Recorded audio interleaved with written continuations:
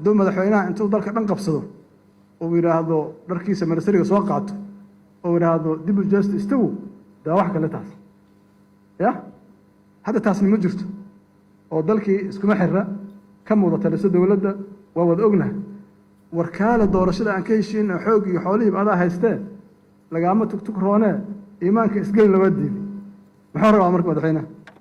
doorashada oo rabaa nuucee waay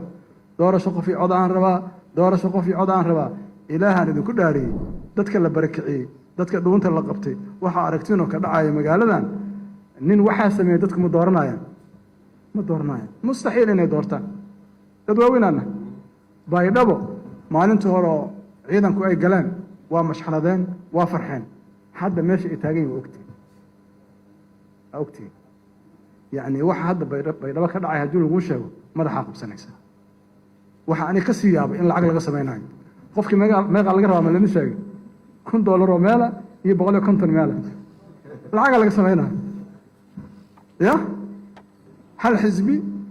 iyo 10 xisbi oo mantaano leh oo lacagta loo dhiibayo dhulkaa la geday xaggaa loo diray baydhabaa loo diray haddaa xataa adiga soo sharaxdo oo isqortid ma arkaysi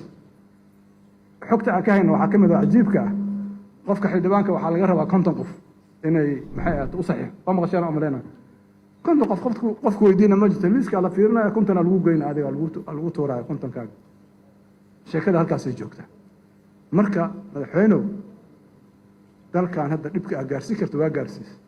intaana culays ku asraaxata iimaanka allah ku galsho iska fariiso